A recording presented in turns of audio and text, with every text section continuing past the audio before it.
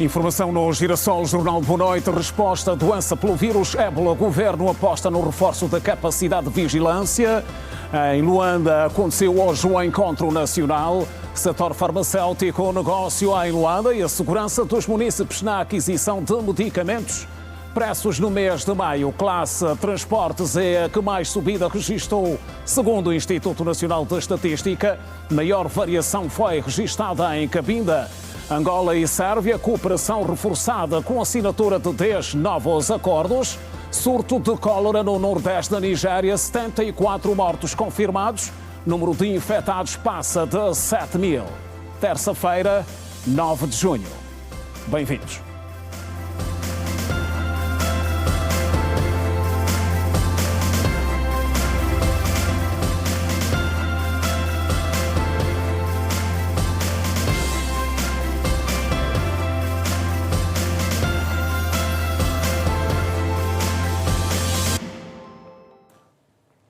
Outra vez, boa noite. O ex-juiz de direito José Pereira Lourenço foi condenado a 5 anos de prisão efetiva pelo crime de peculato. A sentença do antigo magistrado acusado de desbloquear várias contas bancárias de forma ilegal foi ditada nesta terça-feira. O mesmo deve ainda restituir ao Estado angolano mais de 700 mil dólares, acrescidos de 150 mil kwanzas de taxa de justiça. A defesa pede a suspensão da pena. Um esquema milionário fraudulento desvendado em tribunal. Trata-se do processo número 40/22, que envolve José Lourenço Pereira, ex-juiz de direito do Tribunal da Comarca de Belas, expulso da magistratura judicial em 2022 devido ao seu envolvimento no desbloqueio de várias contas bancárias que haviam sido bloqueadas pela Procuradoria-Geral da República em diversos processos crimes. Em pé, na primeira cadeira, o arguido ouviu a leitura dos quesitos provados e não provados. Valente-se dos poderes que a lei lhe conferia, agiu à margem da sua jurisdição processual. Protagonizou um conjunto de ações junto de alguns bancos comerciais com o objetivo de retirar dinheiro das contas de alguns clientes para proveito pessoal e de terceiros, tendo utilizado procedimentos enganosos, nomeadamente ofícios com números de processos aleatórios atribuídos pelo mesmo. Sabia não lhe pertencerem a si, nem aos seus comparsas, prejudicando assim o ofendido Joaquim Sebastião num total de $1 milhão dos Estados Unidos, não obstante ter sido já recuperado uma parte desses valores e alguns cativos em contas bancárias das entidades que beneficiaram. O arguido tudo fez para produzir maior prejuízo, o que não conseguiu, porque, por suspeita de fraude de várias das suas ordens de desbloqueio e transferência de valores, os referidos bancos não as executaram. Por outro lado, ciente de todas essas falcatruas, o arguido nem sequer manteve contacto prévio com as autoridades judiciárias que tinham ordenado o bloqueio das contas a fim de se inteirar da sua motivação dos factos não provados.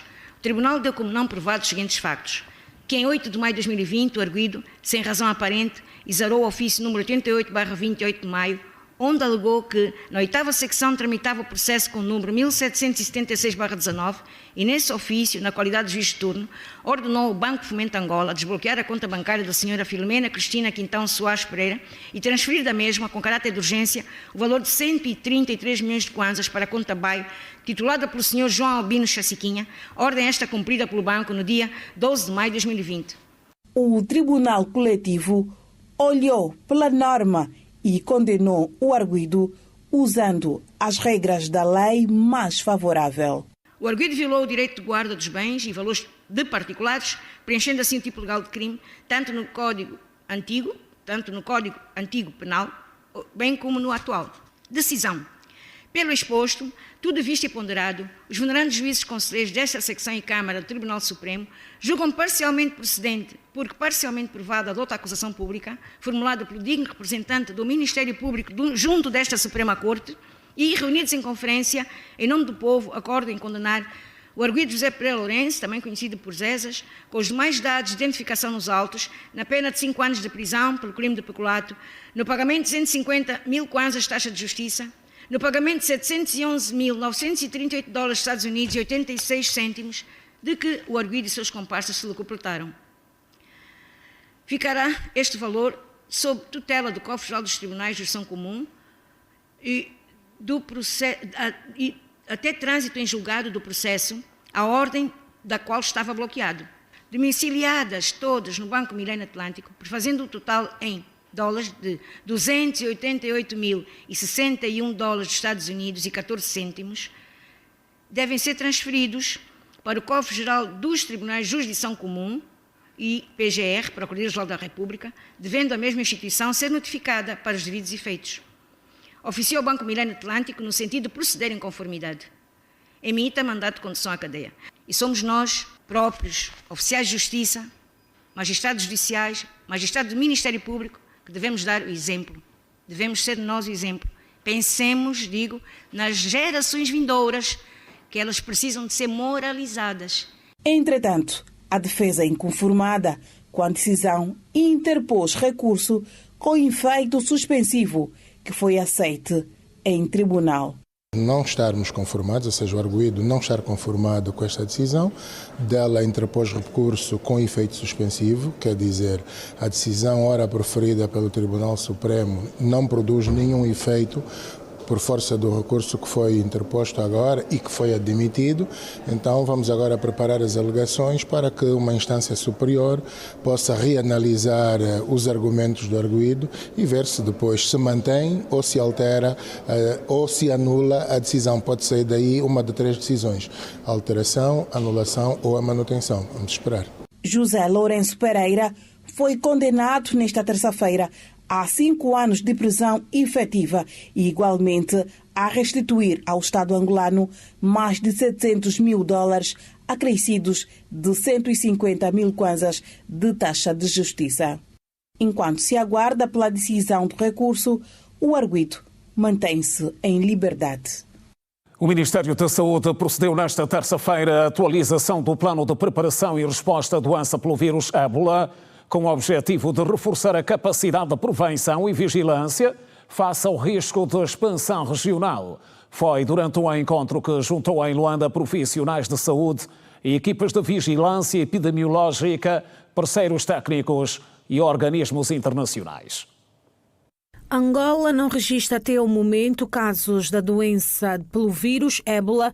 No entanto, o Orçamento Geral do Plano de Contingência está avaliado em 2.059.250.000 kwanzas. O objetivo está centrado na prevenção, vigilância e resposta face ao risco de expansão regional da doença, tendo em conta os surtos registrados na República Democrática do Congo e no Uganda. O surto no Congo Democrático e na Uganda está ainda grave, principalmente em Congo Democrático, nas regiões do Ituri, que é o epicentro. Portanto, é uma região que tem dificuldade de contexto de operacionais.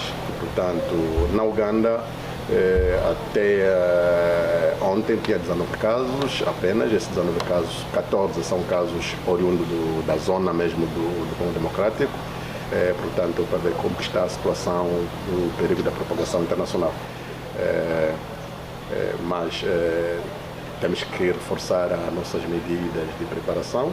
Para o oficial de emergência de saúde pública da OMS Angola, o país encontra-se numa situação de alto risco, atendendo à sua localização geográfica e à intensa circulação de pessoas nas zonas fronteiriças. Não está próximo do epicentro da ébola, mas faz fronteira, a fronteira muito longa e é porosa com o Congo Democrático. São fronteiras oficiosas, onde a mobilidade da população é muito grande para o comércio e outras atividades visadas familiares.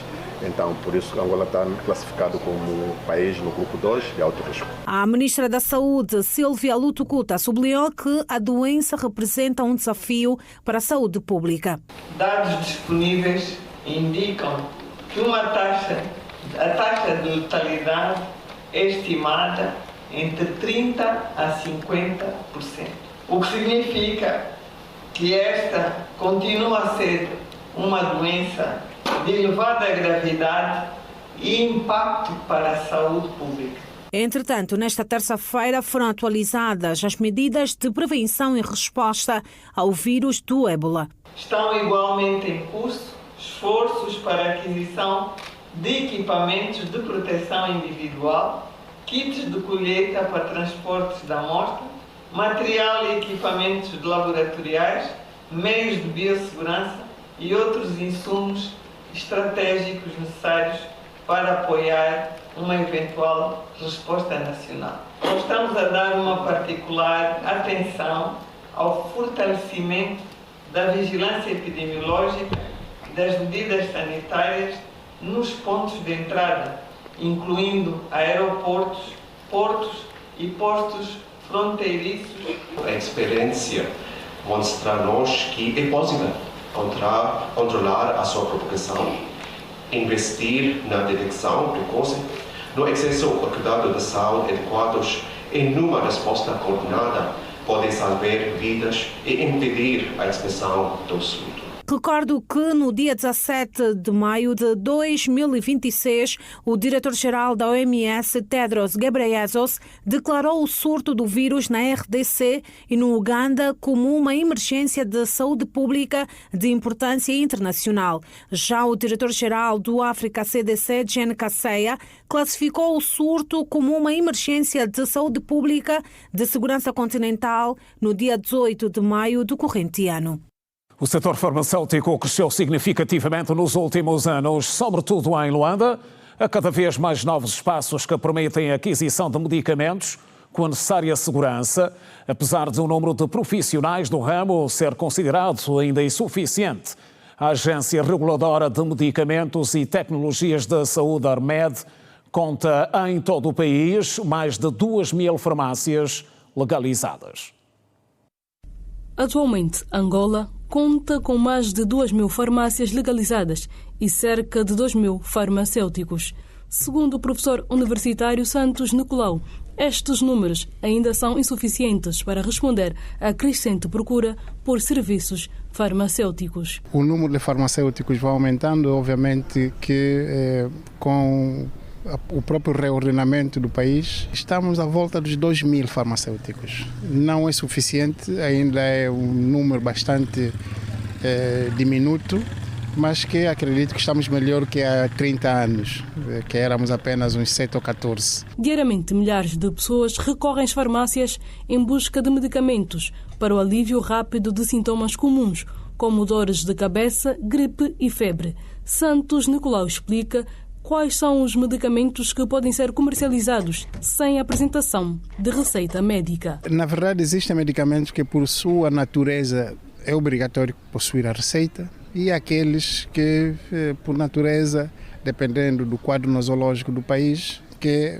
as comissões farmacoterapêuticas ou a própria agência liberaliza para a venda livre. Agora, quando já se trata de medicamentos, sobretudo os que provocam depressão do sistema nervoso central, só para citar um exemplo, por exemplo, o diazepam, já são medicamentos que devem ser adquiridos com receita médica. O mercado farmacêutico angolano é composto por medicamentos provenientes de vários países, entre os quais Portugal, Índia, Brasil e China. O especialista em saúde pública, Nelson Clinton, esclarece as diferenças existentes entre estes produtos e os critérios de qualidade e os fatores que influenciam os seus preços. Os fármacos devem ser comprados em função do princípio ativo.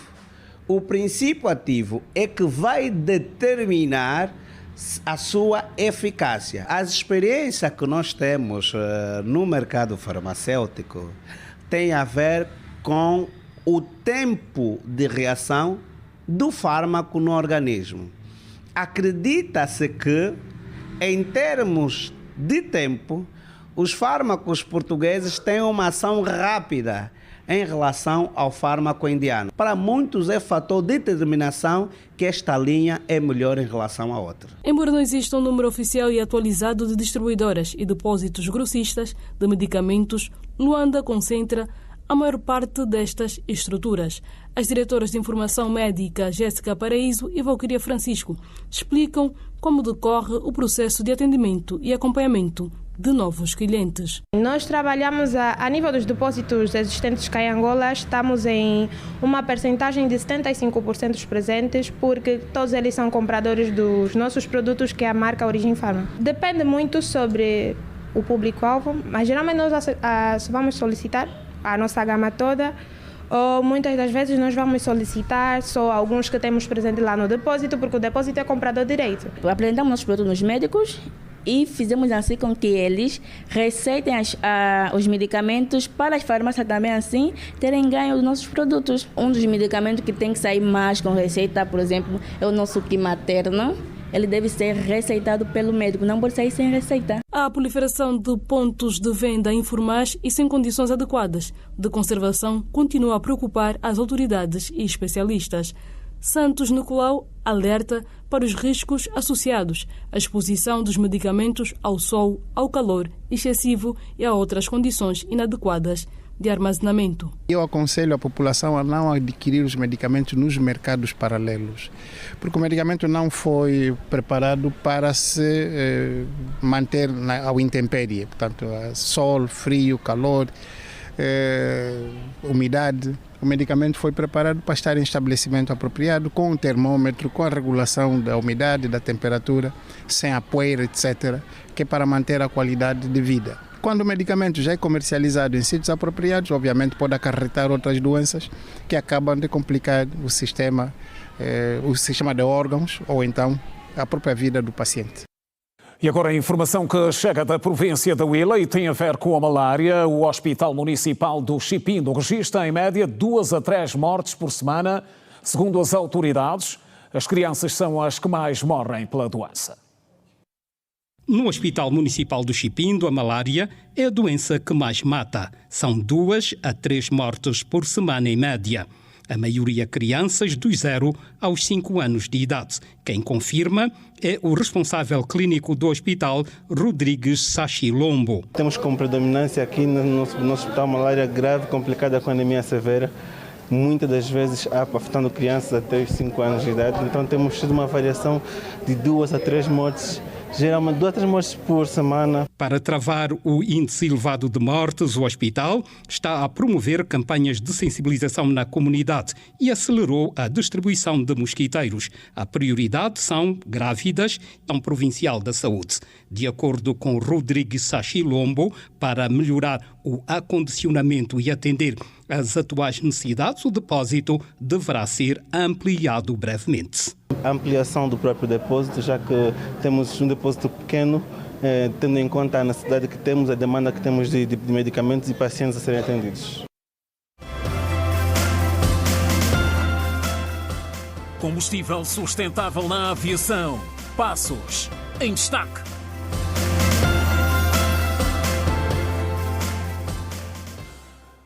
Girassol Jornal, terça-feira, novos acordos reforçam a cooperação existente entre Angola e a Sérvia.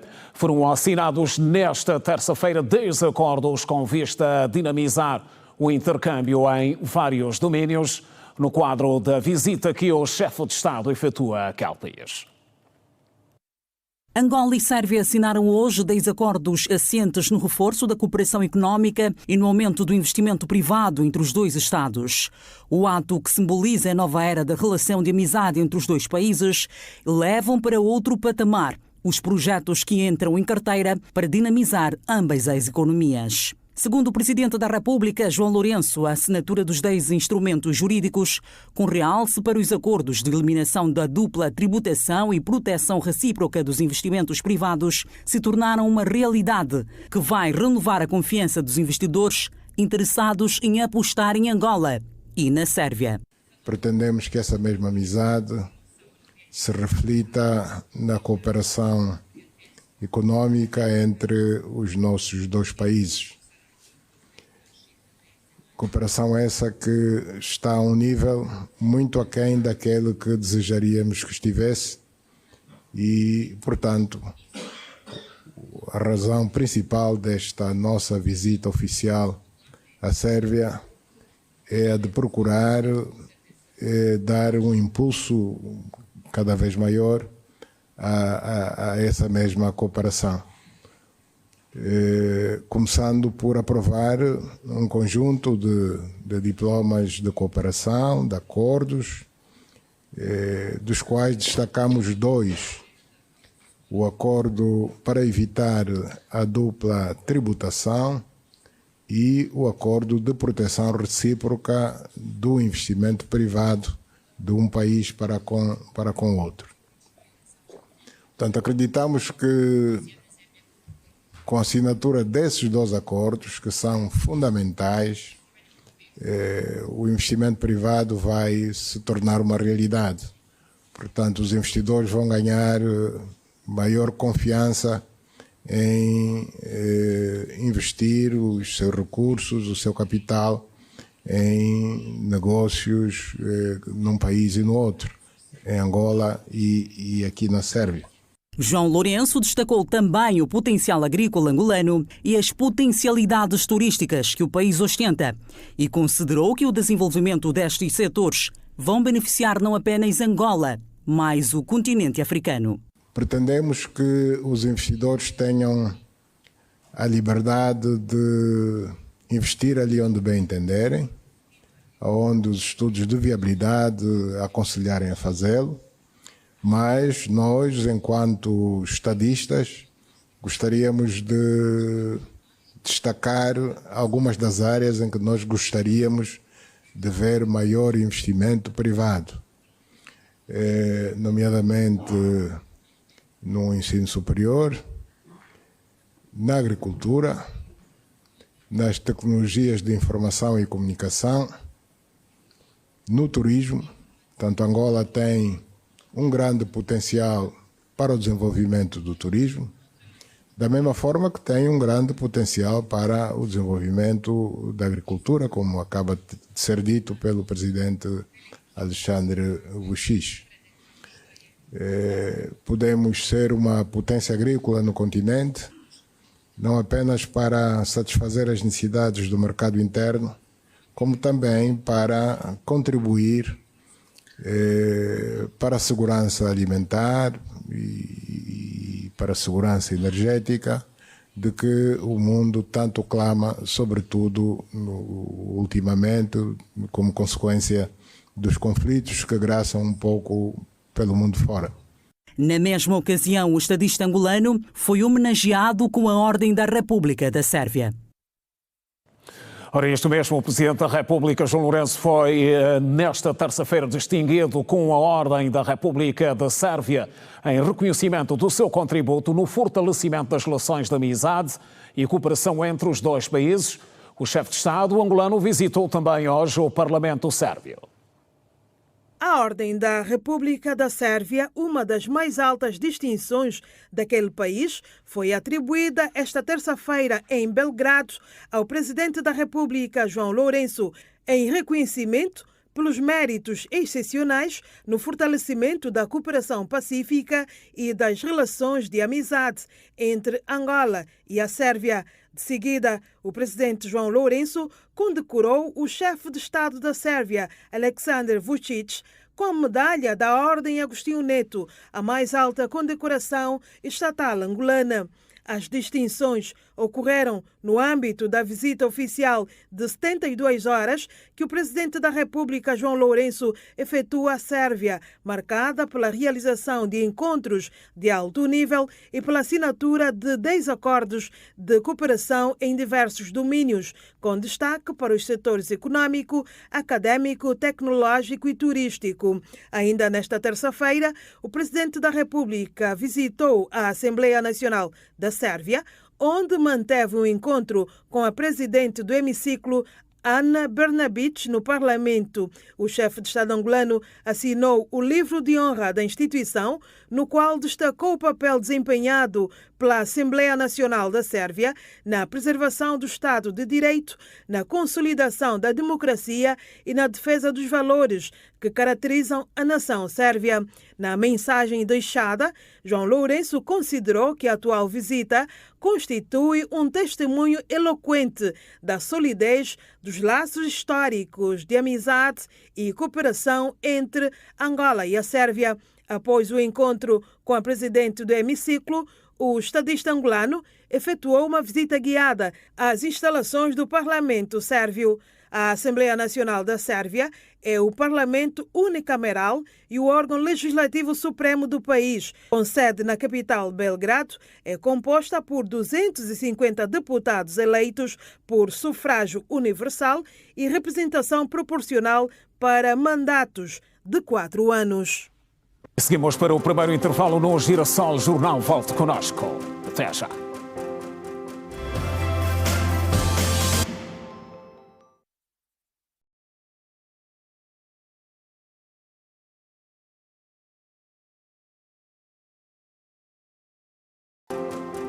Estão de volta as notícias no Girassol Jornal. A taxa de inflação no país fixou-se em 10,88% no mês de maio, uma desaceleração que acontece pelo 22º mês consecutivo, atingindo o valor mais baixo desde junho de 2023, segundo dados do Instituto Nacional de Estatística, que dá igualmente conta que o índice 5, a classe transportes, registrou o maior aumento no índice de preços, com uma variação homóloga de 15,73%, seguida da habitação, água, eletricidade e combustíveis com 14,32%, educação com 13,40% e alimentação e bebidas não alcoólicas com 11,33%. Ao nível provincial, Cabinda teve a maior variação de preços, com 16,56%, seguida de Malange, com 13,76%, e Mochico, com 12,45%, o Ambo, com 7,76%, o Cunene, com 8,29%, Lunda Norte, com 8,35%, as províncias angolanas com menor variação de preço neste período são as que acabamos de referir. Foi lançado nesta terça-feira em Luanda um projeto voltado para o estudo de viabilidade e implementação do combustível sustentável de aviação. O estudo é considerado um marco estratégico e passo fundamental para o futuro da aviação civil em Angola. O estudo de viabilidade e implementação de combustível sustentável de aviação, segundo o especialista, vai reduzir a dependência energética externa do país, identificar oportunidades para a produção e distribuição de combustível sustentável para o setor.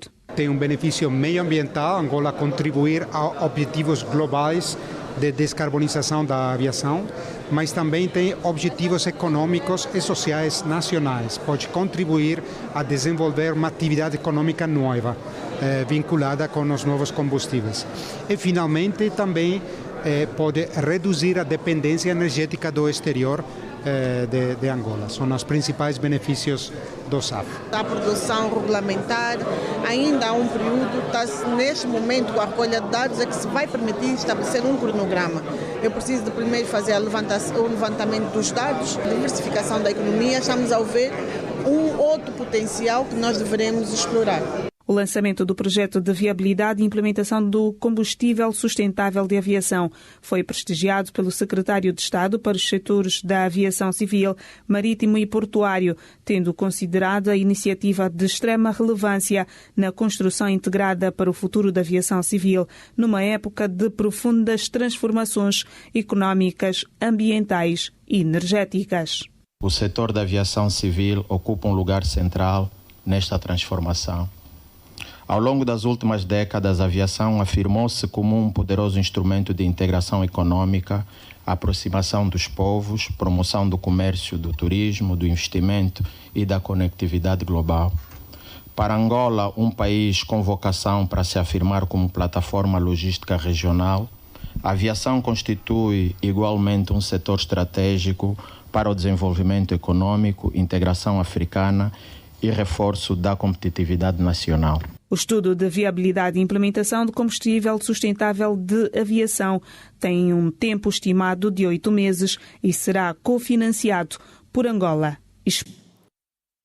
Mercados internacionais, o petróleo Brent, que serve de referência para as exportações angolanas, recuou nesta terça-feira 1,14% no preço das negociações para $93,26 por barril, depois de ter chegado a disparar mais de 5% nesta segunda-feira, O WTI, referência norte-americana, negocia abaixo dos $90, com perdas de 1,46%, ao passo que o ouro subiu apenas 0,27% para $4.329 por onça.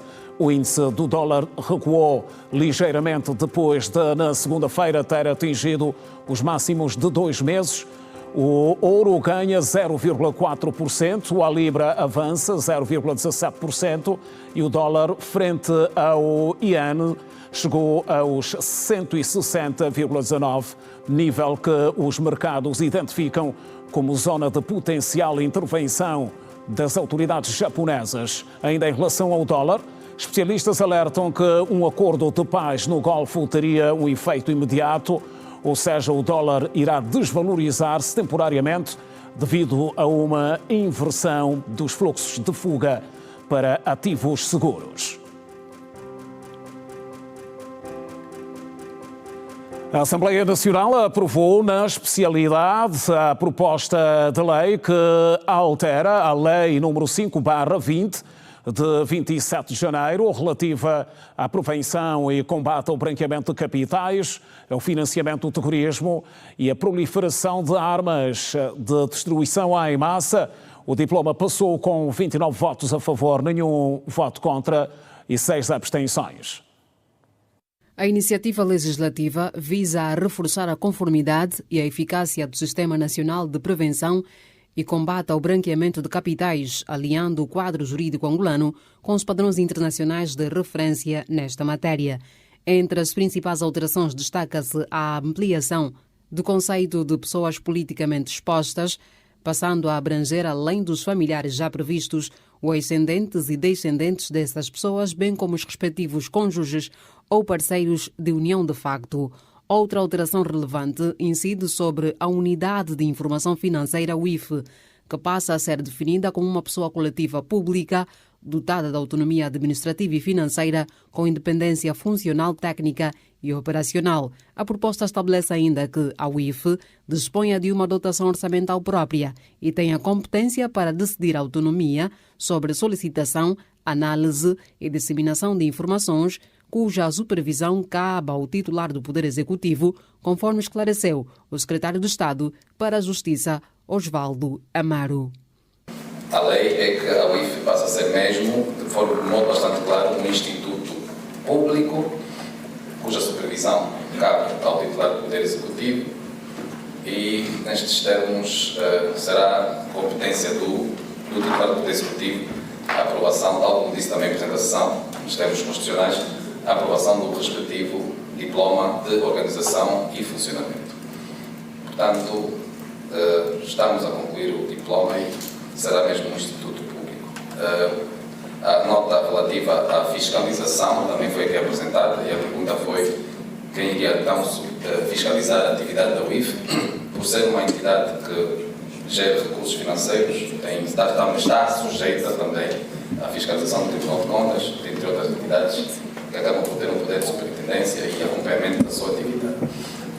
No que respeita ao crime de branqueamento de capitais, as alterações clarificam e ampliam o regime jurídico aplicável.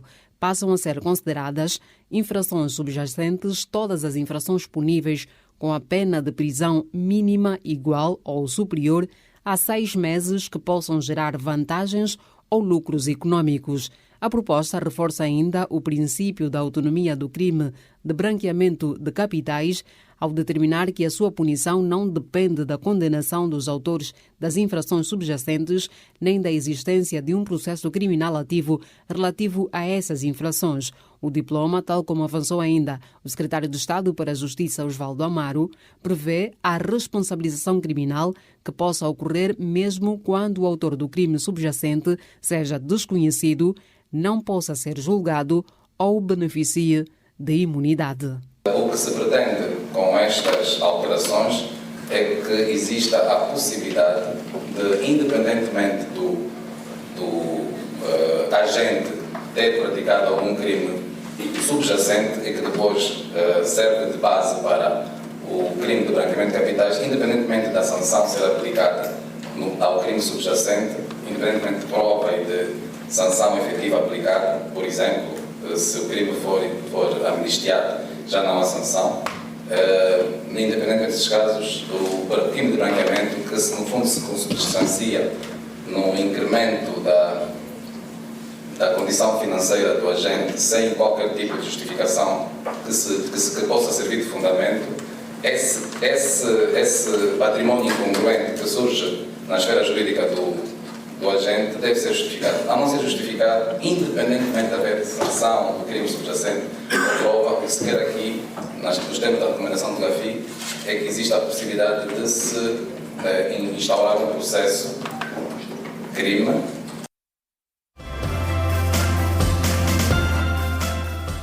Violência baseada no género. Estratégias de combate. Em destaque.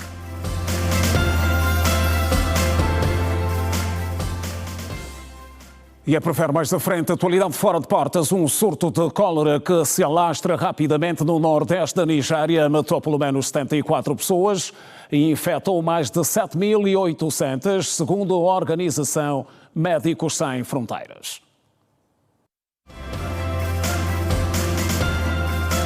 O surto de cólera, que começou no início de maio no estado de Borno, no nordeste da Nigéria, está a sobrecarregar as instalações de saúde, com aumento diário de novos casos.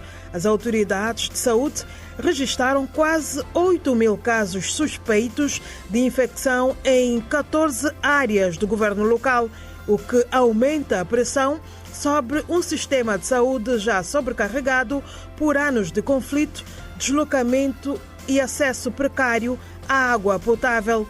A Organização Médicos Sem Fronteira afirma que centenas de pacientes chegam aos centros de tratamento todos os dias, muitos sofrendo de desidratação grave após percorrerem longas distâncias em busca de atendimento.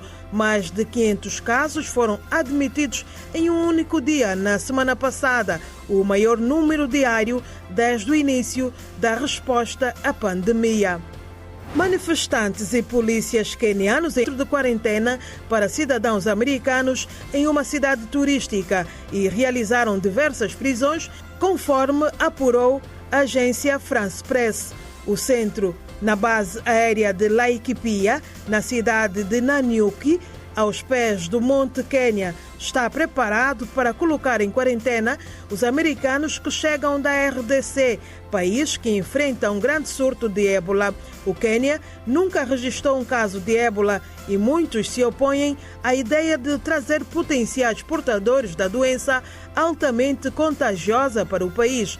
Dezenas de pessoas se reuniram perto da base aérea, algumas usando equipamentos de proteção e carregando um caixão com a palavra ébola escrita.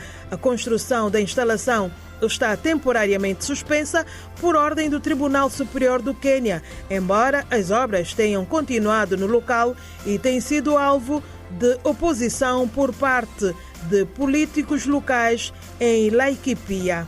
O governo talibã defendeu esta terça-feira a intervenção da polícia contra um protesto na cidade de Herat, no oeste do Afeganistão, desencadeada pela detenção de dezenas de mulheres acusadas de violar o código de indumentária do regime.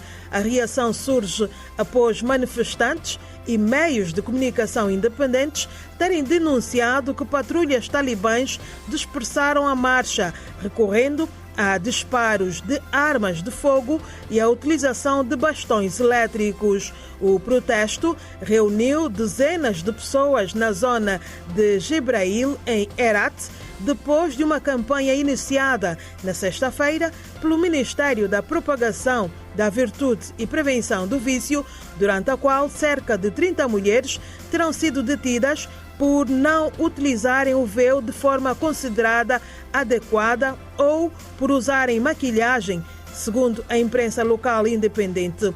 A mobilização em Herat quebra um longo período de ausência de protestos públicos no Afeganistão, onde as manifestações se tornaram raras desde o regresso dos talibãs ao poder em agosto de 2021.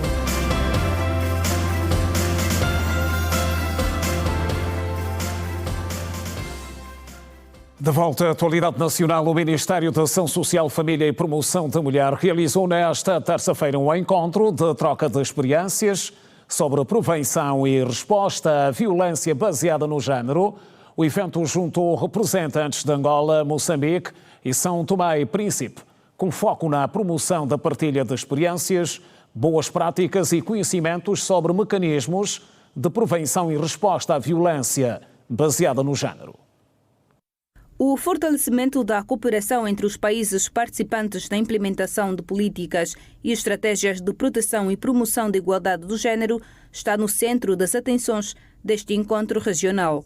Cada país tem as suas realidades. O Banco Mundial achou que devia convidar estes 3 países numa primeira fase para então essa troca de experiência no sentido de uniformizarmos as questões de combate à violência baseada no género. Aqui é efetivamente trazermos toda a experiência dos países e por isso é que a troca de experiência, cada um está a apresentar a sua realidade, como é que são implementadas as suas políticas públicas, os seus programas e projetos, por formas a que possamos ver o que é que podemos recolher de valioso para nós e os outros levarem de nós também aquilo que eles acham que deve ser implementado a nível dos seus países. Angola tem vindo a consolidar mecanismos de prevenção e combate à violência baseada no género. Entre as principais iniciativas destaca-se a existência de centros de apoio e aconselhamento familiar em todas as províncias do país, que prestam assistência e orientação às vítimas. É uma obrigação geral, aliás, a mudança começa em nós. Nós não podemos querer mudar o mundo se não mudarmos. Então é esta sensibilização que nós queremos. E vocês de comunicação social têm também esta grande responsabilidade de sensibilizar, de educar para que acabemos com a violência. A violência só terminará se nós conseguirmos educar as nossas comunidades. Igreja, comunidades, famílias, fundamentalmente, porque nós sabemos que a agressividade começa no seio familiar. Se nós, enquanto crianças, virmos os nossos pais, os nossos tios, os nossos tutores a praticarem esses atos agressivos, na vida adulta nós vamos replicar. Então começa também na infância, na adolescência, esse tipo de educação. E é o que nós temos estado a fazer. Já o representante de São Tomé e Príncipe destacou os esforços desenvolvidos pelo seu país para combater os casos de violência baseada no género, que chegam às instituições competentes. O que nós podemos dizer é que, ao nível de São Tomé e Príncipe, temos estado a realizar uma série de ações para combatê-las. Violência baseada no género é uma questão que está enraizada na nossa sociedade. E de algum tempo a esta parte, criando alguns regulamentos e com intervenções diretas, sobretudo da inspeção e do Ministério Público, a tendência foi diminuir o número. Não é acabar, porque não é fácil, mas a tendência foi de diminuir consideravelmente os casos que chegavam à Inspeção Geral da Educação. Armando Cotrins sublinhou que os 3 países envolvidos partilham preocupações comuns relativamente à violência baseada no género. Na sua perspectiva, este encontro representa uma oportunidade para harmonizar estratégias, fortalecer parcerias e tornar mais eficazes as ações de prevenção e combate a este problema social. O que deu para perceber é que nesses 3 países há uma preocupação transversal.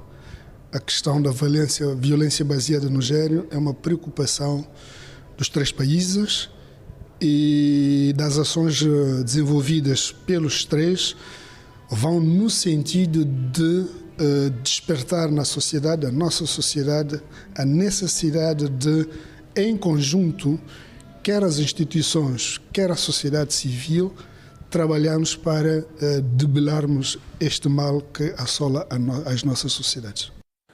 Confira connosco a seguir mais um curto intervalo. Até já.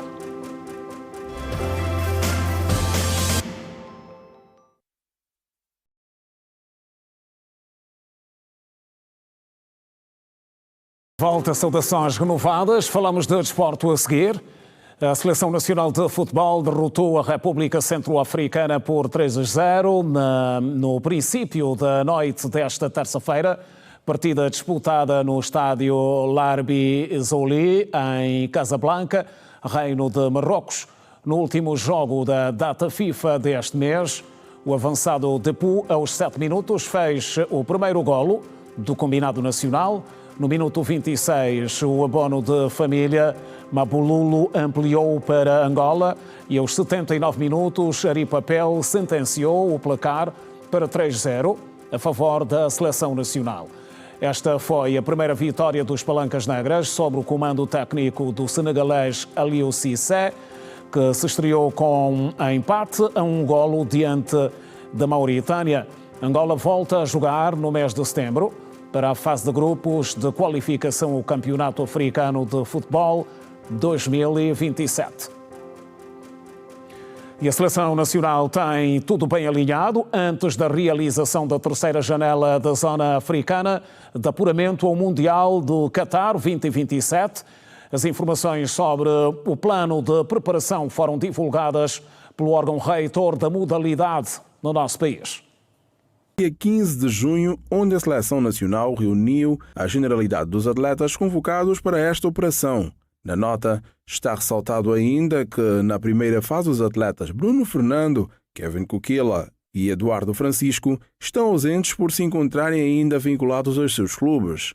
Mesmo a recuperarem de lesões, os atletas Celton Miguel e Abubakar Gaku já se juntaram ao grupo de trabalho, beneficiando do acompanhamento médico. A Angolana de Basquetebol afirma ainda que, durante esta etapa, a Seleção Nacional realizará 2 jogos de preparação internacional, estando já confirmado um contra a seleção da Catalunha. O segundo adversário será oportunamente anunciado. Encontra-se atualmente em fase de confirmação. A segunda fase, basquetebol. Angola está inserida no grupo D com as seleções do Mali, Egito e Ucrânia. E Portugal é a seleção mais forte do grupo K do Mundial. Colômbia, Congo Democrático e Uzbequistão deverão discutir o outro passe à fase do título.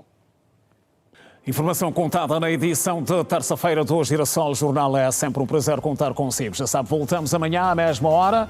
Votos de continuação de boa noite. Passe bem.